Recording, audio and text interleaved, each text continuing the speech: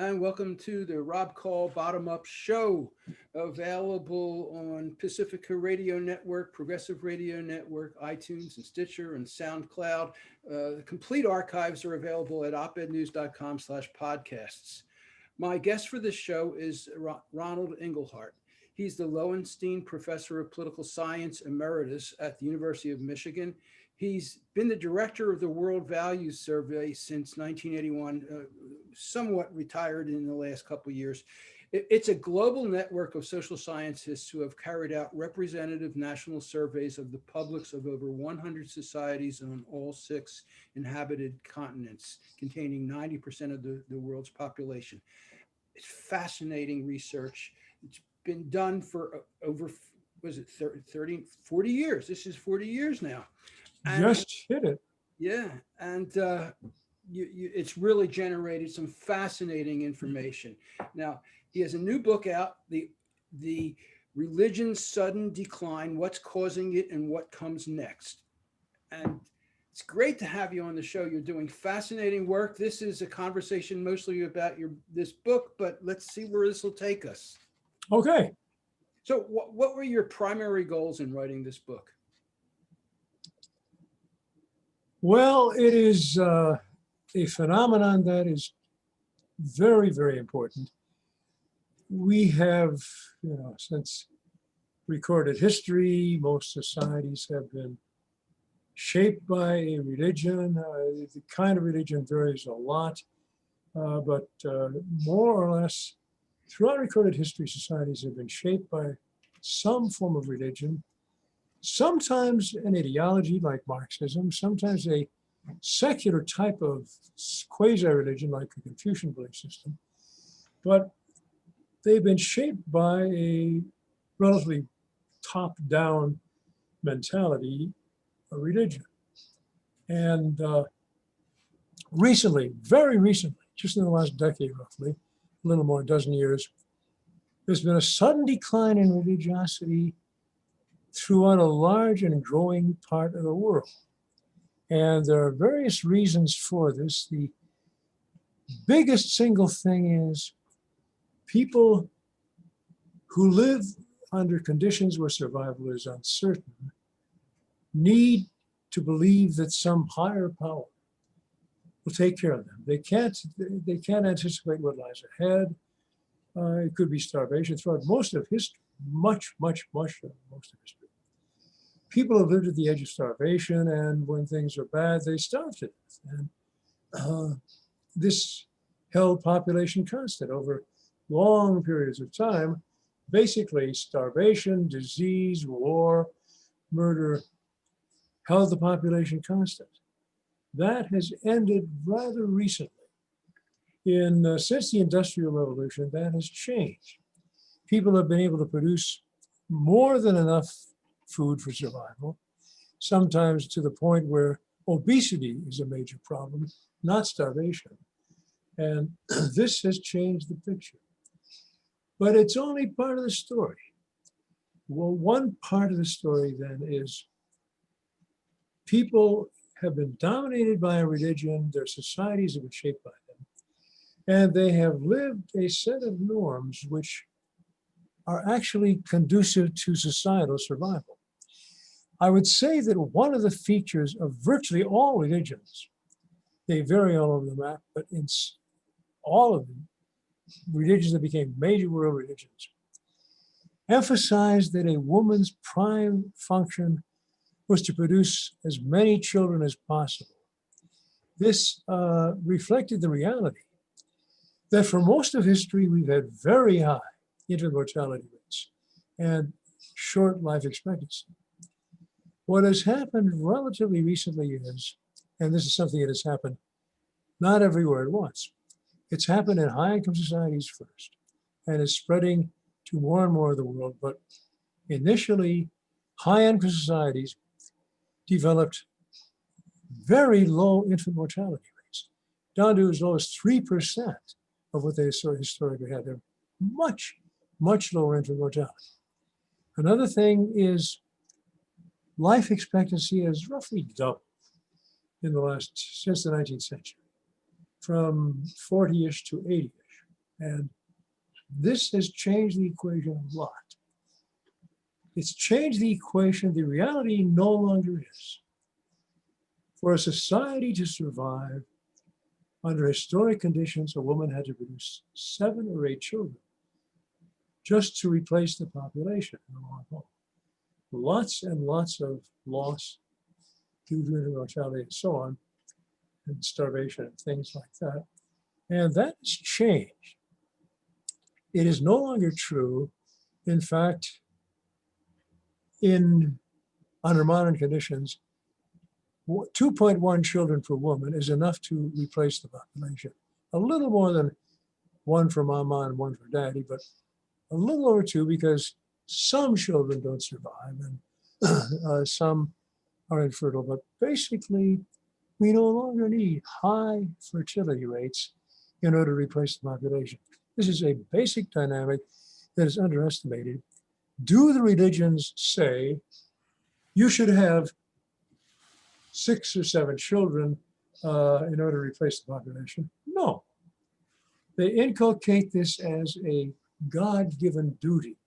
Thou shalt stay home and have many children, and any form of sex not linked with procreation is frowned on, and you will burn in hell for divorce, abortion, homosexuality. And of course, these are not presented as this is conducive to societal survival. The societies that survive were the ones that emphasize these as you will burn in hell as a sinner if you don't do this. The reason why you didn't just say this helps society survive, of course, is they impose very heavy costs. Women having no career other than, let's say, being a baby machine is my main goal for women. This is quite a severe cost, and it's no longer necessary. And religion has presented these as unchanging, ultimate, you shall do these or burn in hell, because it's not that this is the only way societies could function. Some societies accepted homosexuality. Some societies even encouraged chastity. Since biblical times, there have been societies that said, no, don't have children, that's bad. Not surprisingly, those societies like the Shakers are no longer with us. They didn't survive. So it's. I just want to mention one thing. Yeah. When you talk about this information, you're basing it on maps like this. You've got data that is incredible. Yes. This is not just. I have not just been sitting thinking. I have the advantage of. We have carried out surveys since 1981. It's a good, just hitting 40 years, in societies, over 100 societies, but they're the big ones. We don't hit Vanuatu and Kiribati and so on, but we do hit the big populous ones. So these societies contain 90% of the world's population. And I've traced evolving values over time and seen what's happening. And finally, what's really exciting is, rather recently, we've seen a sharp decline in religiosity in the US. Cover of the book, I think, can you see this? Okay, it shows a graphic. Here it is. Okay, you got it. That red line shows the decline of religiosity in the US, and it's not always been declining. The US has been the poster child of a society where religion, though secularization theory is nothing new. And it's had a storied and checkered career. But wait. I just wanted to make clear what that graph is. What that graph shows is that there was a big jump in religiosity, and you talk about from 1937 to the 1950s, religiosity not only was not declining, it was growing in the US. And the sort of the post-war baby boom and stuff like that were linked with the growing religiosity in the US. Only rather recently has it been declining. And recently means when? Okay. It's been declining since about, it's been declining somewhat for a couple of decades, but there's been a sharp decline recently. The US has been, secularization theory has held that the rise of science, scientific information and knowledge would be the death knell of religion, because the story of the earth was created in 6 days and God rested, and that the earth is the center of the universe and the sun revolves around and all the stars revolve around the earth. This is part of a religious worldview that was indeed punctured by the rise of scientific information. But this happened mainly among intellectuals and scientists. The main appeal of religion for most people, for the masses of people, was not that it provided a cognitive blueprint for how the world works. Now, this was interesting to great thinkers and scientists, but most people saw religion as providing a source of reassurance in an insecure, dangerous world where survival was very uncertain and where actually religion made sense. Belief that it's sort of giving up in despair is one option in the face of gross uncertainty. But if you believe there's a higher power, that somehow you won't starve to death in the next year, somehow you make it through, is conducive to coping. And this was what one of the functions religion served. It served a number of functions, but this was a mass, for masses of people, this was the crucial one. And what has happened, in part, is not the spread of scientific information, which in fact didn't kill religion. And so the original version of secularization theory clearly didn't work. Religion did not disappear. And in recent years, we've seen manifest evidence. Has religion disappeared from the world? Certainly not. We see it manifest in many ways. In the fundamentalist backing for Donald Trump, in the Muslim majority societies, there's been rapid, intense terrorism, and after the fall of communism, religion was spreading to fill a vacuum left in the ex-communist societies. There is a need. I need to interrupt you because Go ahead. we got an hour, and I kind of want to help to summarize some of this stuff so we can get into some of the more nitty-gritty details. Okay. Okay, sure.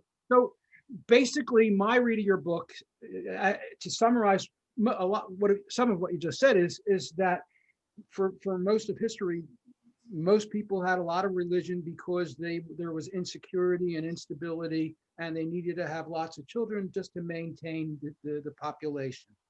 And one of the ways that you measure the change in religiosity is that have to do with maintaining family and reproduction of lots of children.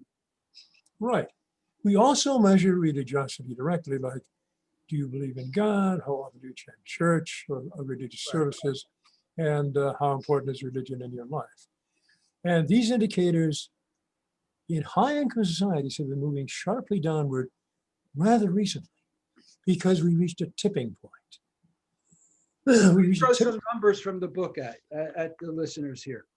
People born between 1894 and 1903, 42% said God was important in their lives. People born between 1994 and 2003, 100 years later, 11% said it. And that is actually even a bit more dramatic than you say.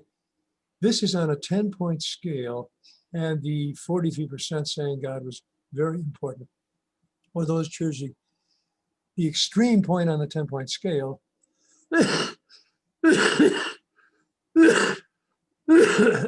And the other, slightly more than half, were distributed over the other 9 points. So it's a really dramatic shift. Yeah. And what you've seen is, here's another, some more numbers. 1982, 52% said God was important. In 2017, it was 23%. This was US trends, not the world trends. 1982, 83% said they were a religious person, dropped in 2017 from 83% to 55%. In 82, 16% never or practically never attended services. In 2017, it was 35%. In 1982, 46% had a great deal of confidence in their country's religious institutions. That's 46%, compared to in 2017, 12%. Huge drop. These figures are from the US, but the US is now representative of high-income societies. Curious fact is, for many years, the US was the model proving the secularization thesis is wrong in the sense that does economic development modernization tend to decline religion? The US was the model of a very modern, very wealthy society that was not secular. Up until about a dozen years ago, that was true. In the last dozen years, the US has become like other high-income societies with a rapid decline of religiosity. So what has happened? A number of things have happened. One of the most important factors is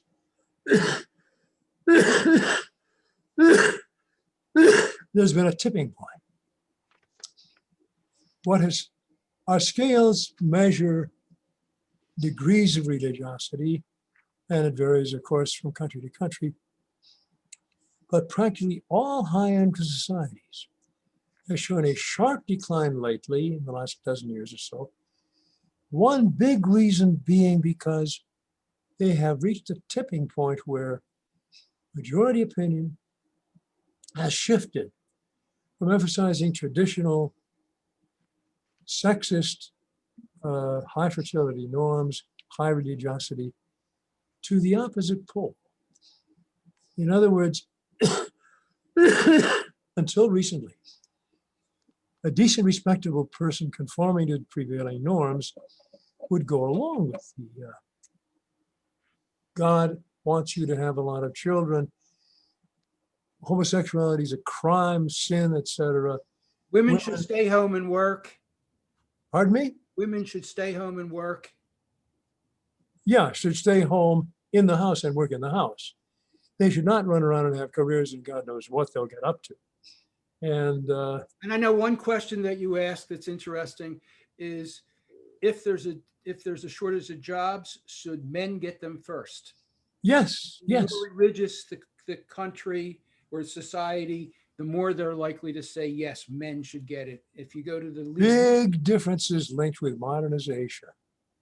so it's The reason being, there's a lot of sexism in all this. Okay, so we need to take a brief break. okay, And then we'll come back and lots more to discuss here. okay.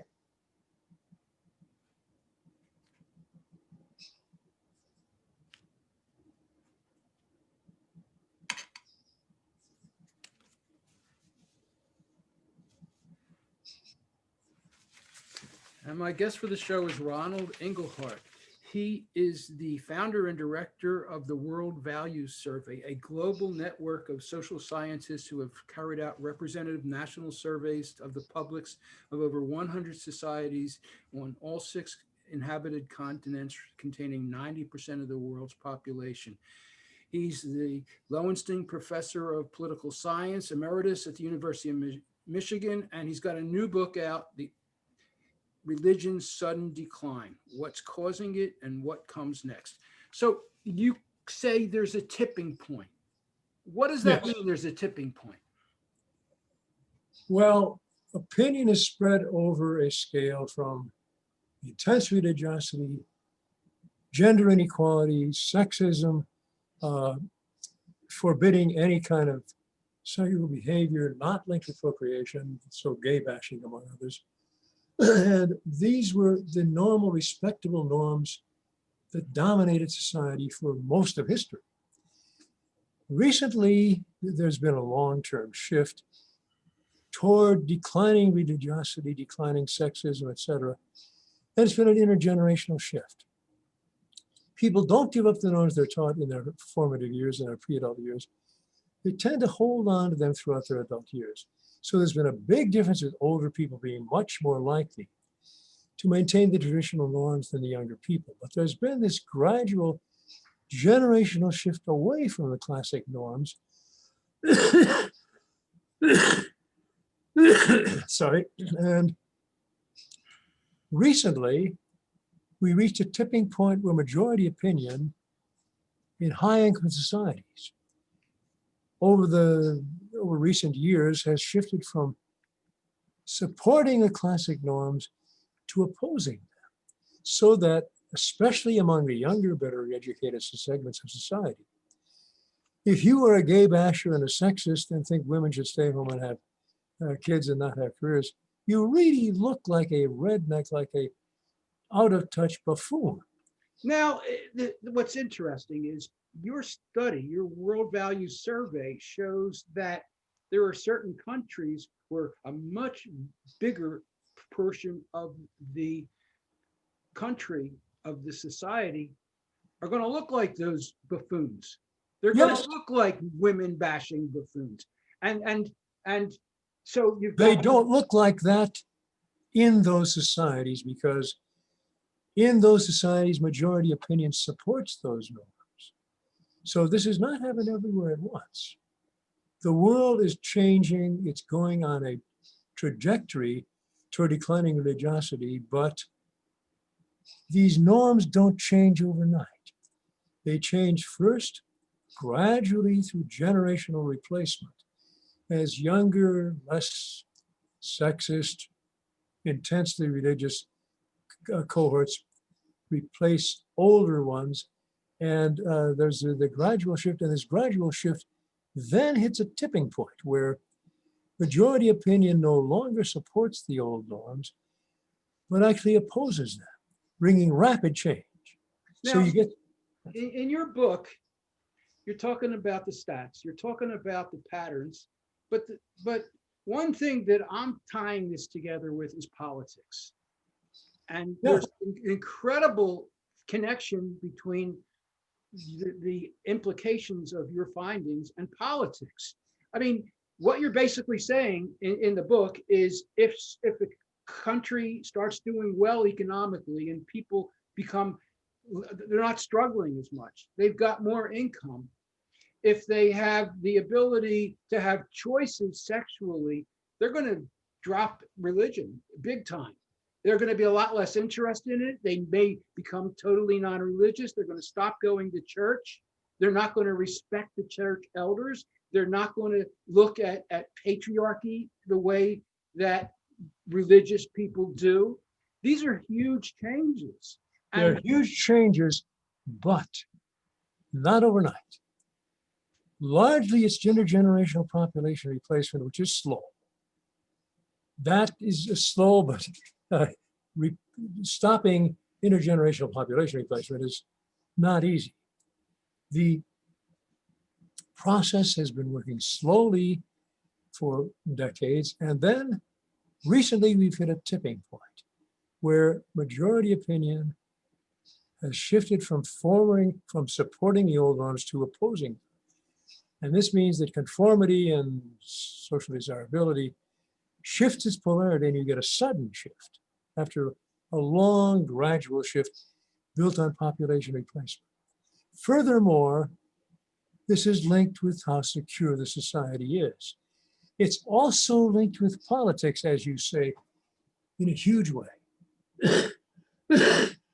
In the US, we have seen one manifestation of this, with Donald Trump being almost a perfect in every way manifestation of sexist, racist, bigoted, gay bashing, purportedly religious. Actually, I don't think he's personally religious, but as a demigod, he has grown as being the hero of the classic declining segment of the population, which correctly views some of its most basic norms as eroding.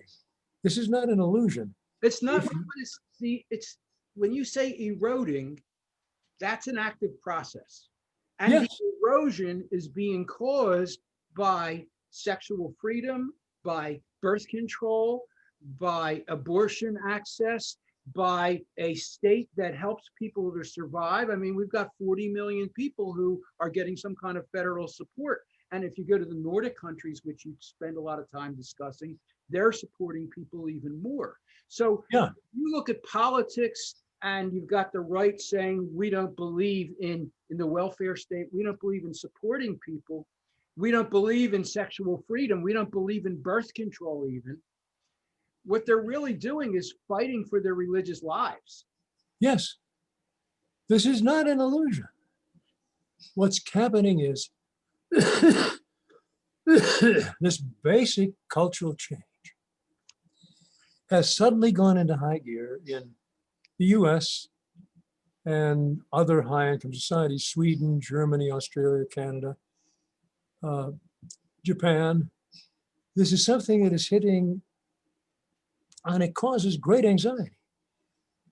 Growing up and finding you're no longer living in the world you were born into, that you're a stranger in your own land, that the norms you grew up with are no longer there, is alarming.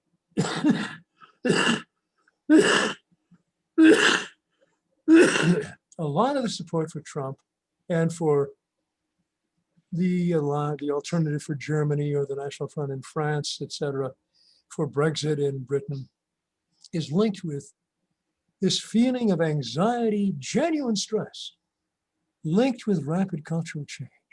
Finding that the norms you grew up with and believed in as a child no longer are respected is deeply stressful.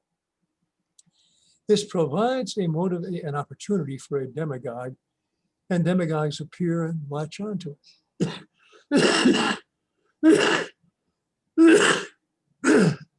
So in the US, sorry, I'm recovering. I had an operation earlier this month and I'm recovering from it. The experience of Trump is one manifestation. It is an opportunity for demagogues to become the champions of a genuinely stressed, alarmed constituency. You're talking about people whose religious beliefs, which give them their feeling of safety and comfort, threatened. Yes, yes. Genuine stress. I do not see the Trump voters as idiots at all. I see them as people who are suffering genuine stress. They tend to be older and less educated, less secure people. They're suffering genuine anxiety, genuine stress, which I think we have to address and deal with. Dismissing them as idiots and bigots doesn't solve the problem at all. Now, I don't think many people do anymore. I think maybe cult members, but that ties into their religiosity too, though. Yeah. So I would say dismissing them as deplorables is no answer. They're suffering genuine anxiety. Trump is not the answer. Trump has done nothing for them.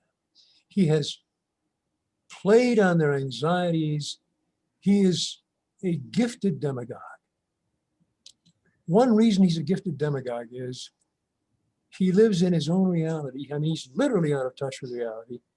He is a convincing liar because he believes his own lies to the core, to the end. Well, I think he the believes U.S. though. I mean, what fascinated me was your findings about Muslim countries. Yes. Muslim countries are by far the most religious, the most intolerant of others, the most demanding in terms of women take sex roles, and that was fascinating to me. That you've got this whole scale of from the Nordics and the U.S. then all the way on the other side, you've got the Muslim countries where there's very little tolerance for this. That's a very interesting phenomenon.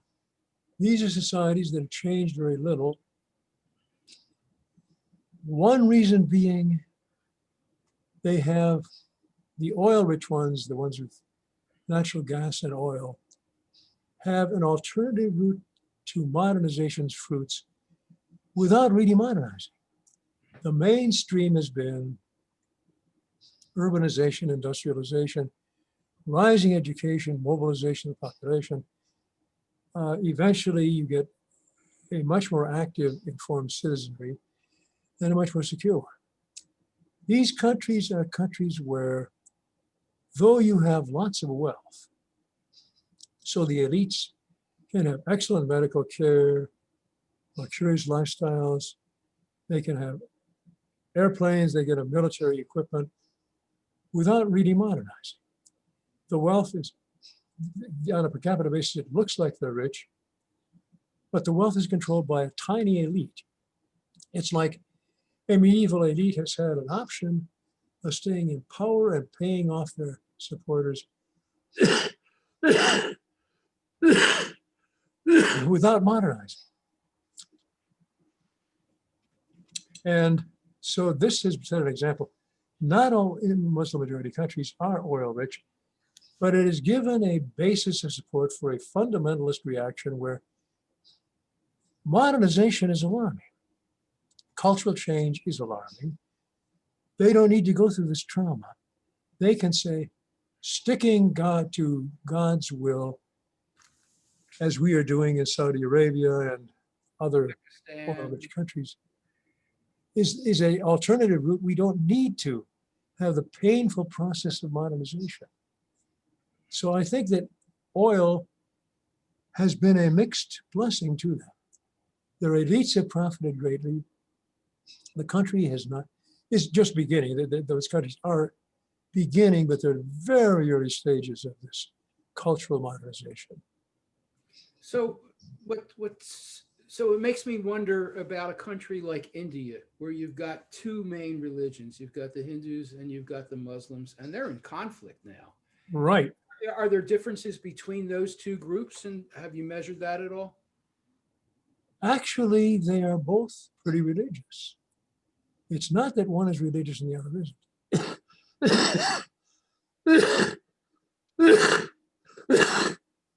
It's that one has the right religion and the other the wrong religion.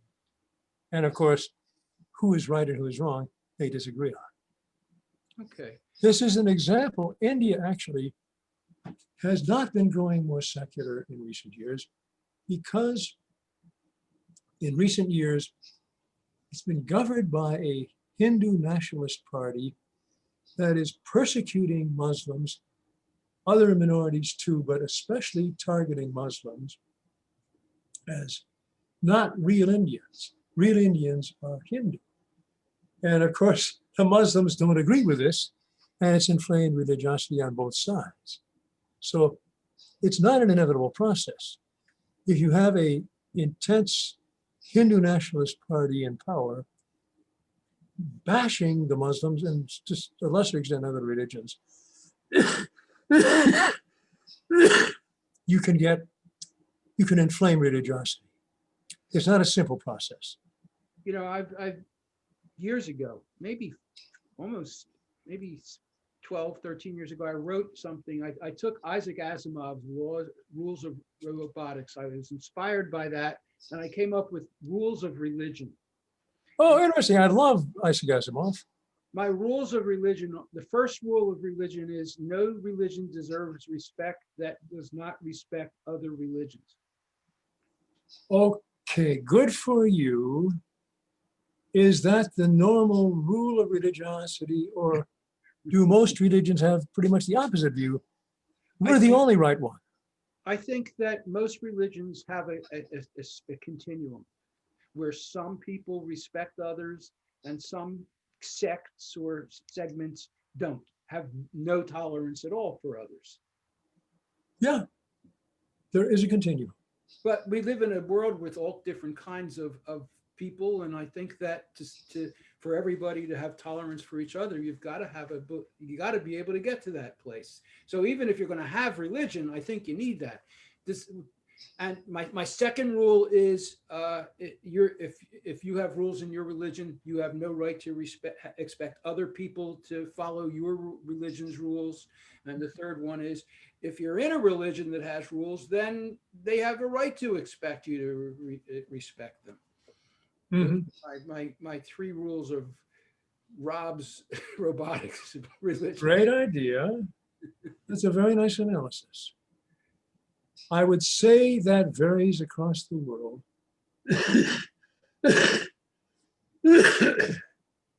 And it varies systematically. The Muslim majority countries are least conforming to your rules of religion.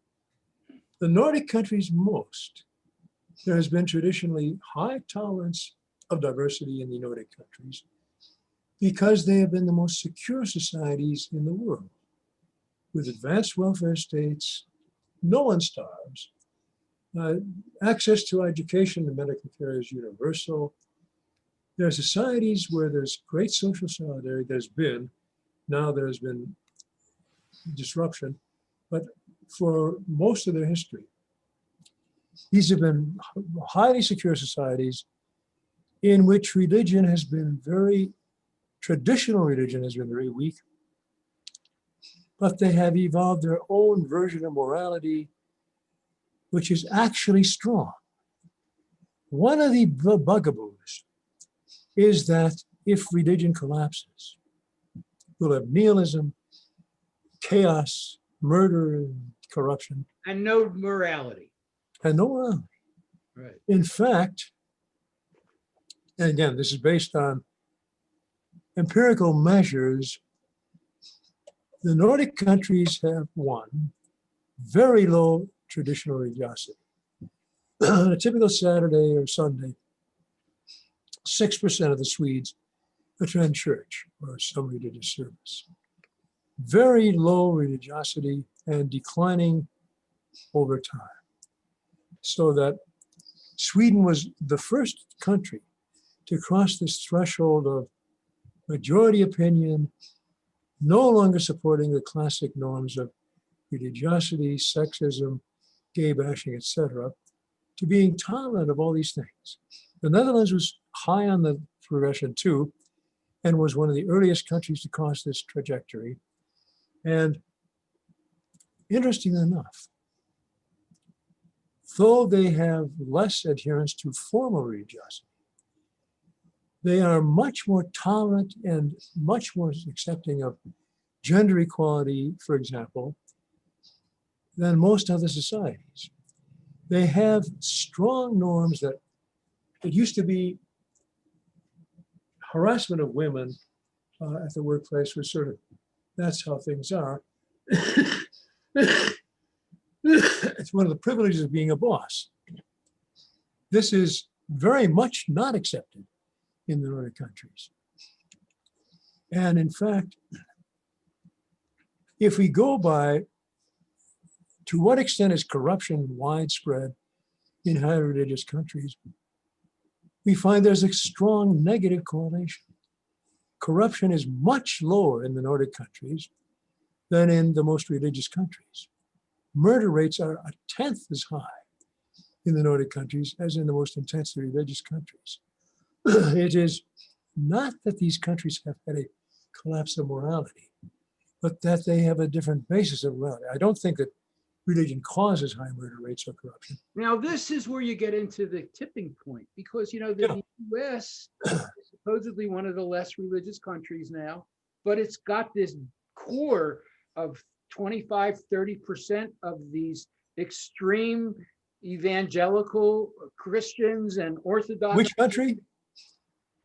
Which country? US. Oh, the US, right. And so we have a lot of violence.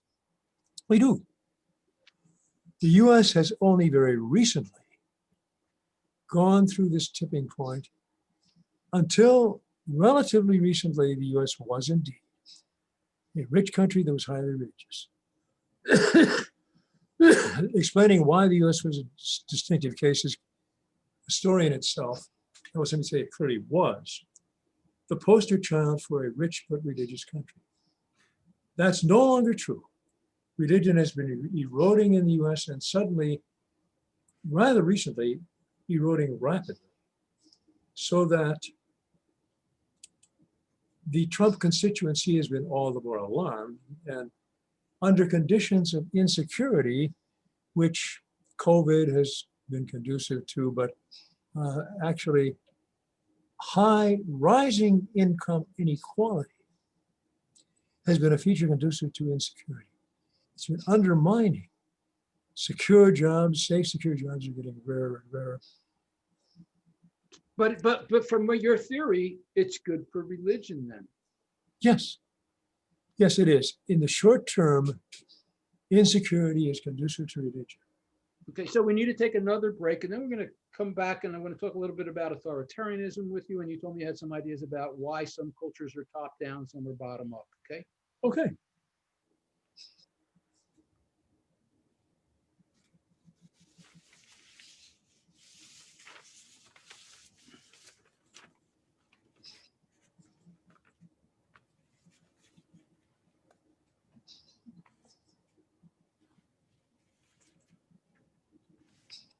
And my guest for this show is Ronald Inglehart. He's the Lowenstein Professor of Political Science, Emeritus at University of Michigan. He's the director of the World Values Survey, a massive global network of social scientists who have carried out representative national surveys of the publics of over 100 societies on all 6 inhabited continents, containing 90% of the world's population. And he's got a new book out, Religion's Sudden Decline, What's Causing It and What Comes Next. So where does authoritarian personality come into this? Authoritarianism is a syndrome linked with insecurity. Societies vary in the degree of security and under conditions of threat. One logical response is to close ranks behind a strong leader like Hitler or Trump, that is apparently strong leader, a convincing demagogue in many cases. But one effective response is to close ranks behind a strong leader who will protect you from the dangerous outsiders, strong internal cohesion, emphasis on conformity to classic norms, whatever the society's norms were, and rejection of outsiders, and thus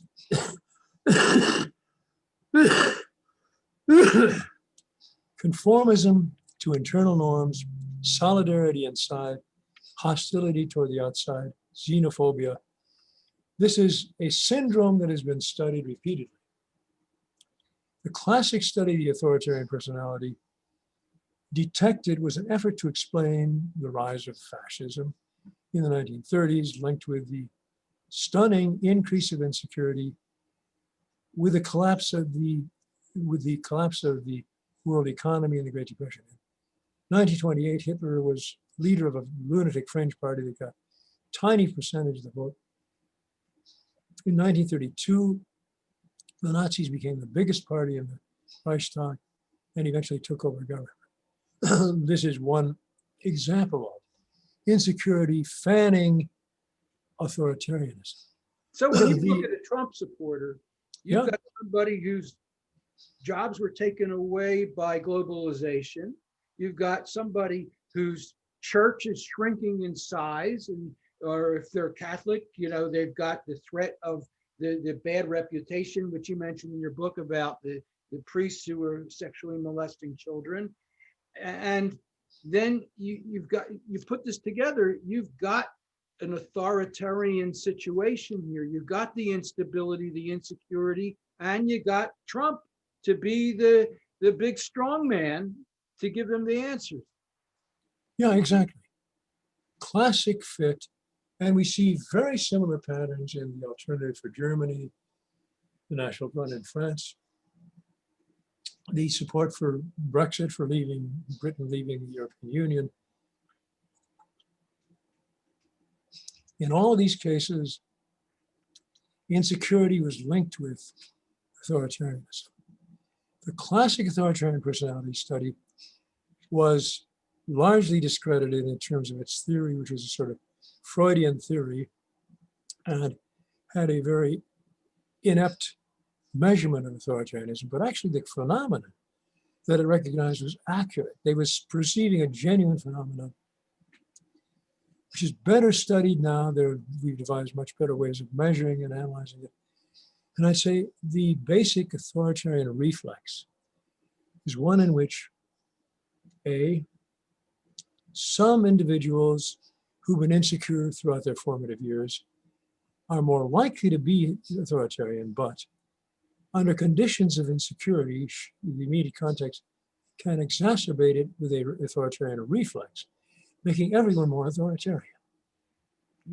Authoritarian reflex, what's that? Describe that.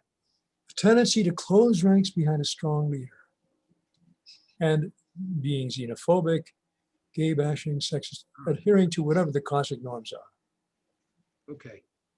So before we started the interview, you mentioned that you had some thoughts about what makes some cultures top down, some bottom up.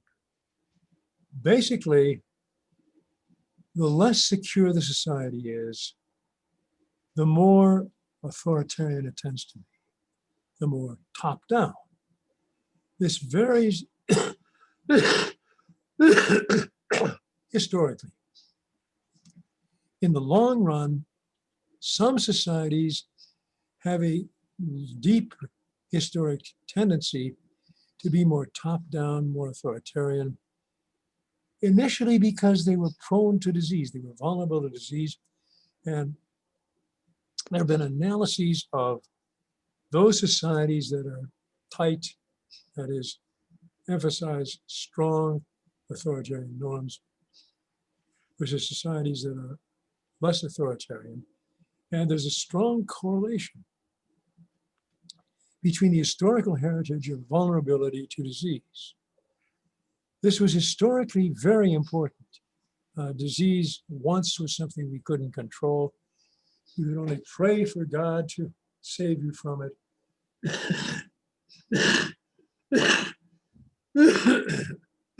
Sorry. It was something that was mysterious. God was striking you down. And it was linked with authoritarianism because if your society was vulnerable to disease, avoiding strangers was a good strategy. You were less likely to get infected. If you avoided contact with strangers, you saw them as dangerous, evil, etc. There are advantages to being less authoritarian and more open. You can learn new things, have trade and interesting, valuable interchanges. But a historic heritage of vulnerability to disease would give societies a sort of head start in having a baseline of authoritarianism. Over time, we become much less vulnerable to disease. Modern technology has made disease much, much more manageable, apart from COVID, which even that I think we'll manage.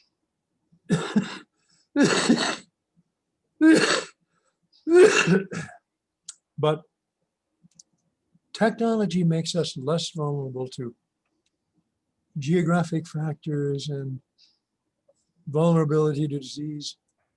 More and more, we've gotten control of the environment. More and more, we can control disease, produce. The Industrial Revolution has made us much more productive. We're able to dispel hunger largely, but the heritage of being relatively authoritarian is measurable even today. Some societies are more authoritarian than others. It is linked initially with vulnerability to disease, vulnerability to war. Militarily threatened societies tend to be more authoritarian. This is one explanation for why Prussia was very authoritarian. Small country contending with France, the Austrian Empire, and Russia, threatened on three fronts. It developed a strong standing army, strong central rule. This is, by and large, I would say, insofar as people grow up taking survival for granted, the society becomes less authoritarian.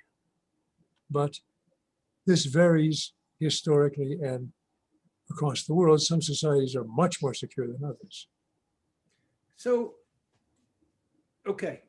Now, you basically said that a lot of Europe, the Scandinavian countries, the Nordic countries, and to some extent the US, they're becoming less religious. And what replaces religion? You've got a whole chapter in the book, so What comes next is what comes is a next? very interesting question. What comes next is a culture in which one can develop a strong morality linked with security, social solidarity. The Nordic model is one example of this. They are actually far from amoral. They are societies in which corruption is minimal. I remember a case being in which people who had used frequent flyer miles earned in government service for personal travel. Big scandal, they had to resign. This is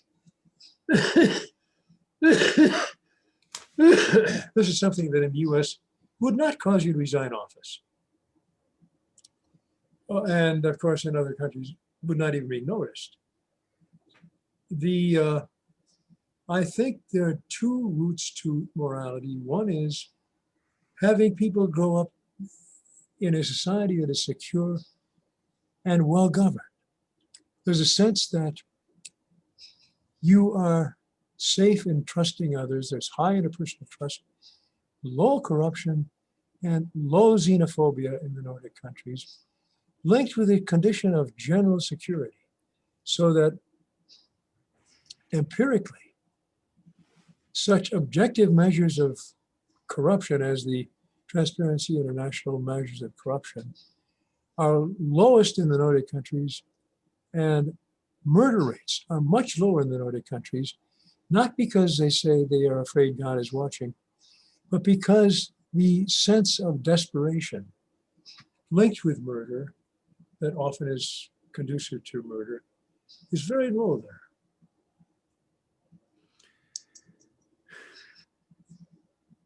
You've got an interesting collection of information here.